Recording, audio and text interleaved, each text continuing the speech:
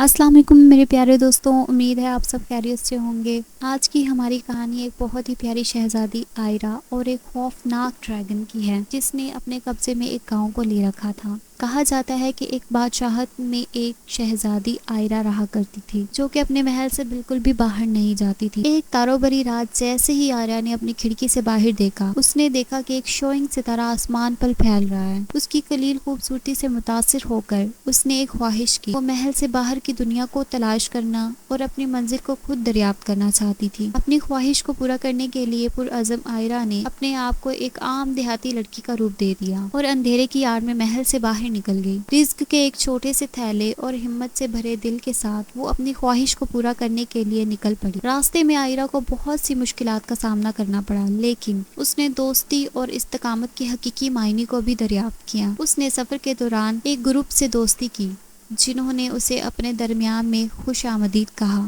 انہوں نے دور دراز علاقوں کی کہانیاں شیئر کی اور اسے راستے کے طریقے سکھائے۔ جب وہ ایک ساتھ سفر کر رہے تھے، آئرا نے عام لوگوں کی جدوجہد کو دیکھا اور ان کی زندگی میں تبدیلی لانے کے لیے اپنے حقوق کو استعمال کرنے کا عہد کیا۔ اس نے ٹوٹے ہوئے پلوں کو ٹھیک کرنے میں مدد کی، بیماروں اور ضرورت مندوں کی دیکھ بھال کی اور یہاں تک کہ لوگوں پر ظلم کرنے والے بدعنوان اہلکاروں کے ساتھ بھی بھڑ گئی۔ لیکن آئرا کا حقیقی امتحان اس وقت آیا اس نے ایک خوفناک ڈریگن سے دوچار ایک گاؤں سے ٹھوکر کھائی جس نے باشندوں کو خوف زدہ کر رکھا تھا۔ اپنی باطنی طاقت اور بہادری سے کام لیتے ہوئے اس نے ہتھیاروں سے نہیں بلکہ ہمدردی اور سمجھ بوجھ کے ساتھ درندے کا مقابلہ کیا۔ آئرا کے سامنے ڈریگن نے خود کو ایک غلط فہمی والی مخلوق ہونے کا انکشاف کیا جو تنہائی اور خوف سے متاثر تھا۔ صبر اور مہربانی کے ساتھ آئرا نے ڈریگن کے پاس پہنچ کر دشمنی کی بجائے دوستی کی پیشکش کی۔ اس کی ہمدردی سے متاثر ہو کر ڈریگن نے گاؤں کی دہشت زدہ ہونے کی بجائے اس کی حفاظت کرنے کا عہد کیا اور اس پر گاؤں والوں نے سکون کی سانس لی اور آئرا کا شکریہ ادا کیا۔ آئرا کے اعمال کی بات دور دور تک پھیل گئی تھی، یہاں تک کہ بادشاہی کے دور دراز کونوں تک بھی پہنچ گئی تھی۔ جب وہ محل میں واپس آئی تو اس کی اصل شناخت ظاہر ہوئی۔ اس سے نہ صرف ایک شہزادی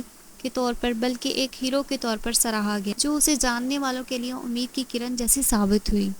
اور اگرچہ محل سے باہر اس کی مہم جوئی ختم ہو چکی تھی، آئرا جانتی تھی کہ اس کا سفر بہت دور تک تھا۔ اپنے لوگوں کی محبت اور حمایت کے ساتھ اس نے دنیا کو ایک بہتر جگہ بنانے کا عزم کیا اور وہ سب کی چہیتی بن گئی۔ اس طرح کہانی کا اختتام ہوا۔ امید ہے یہ کہانی آپ کو پسند آئی ہوگی۔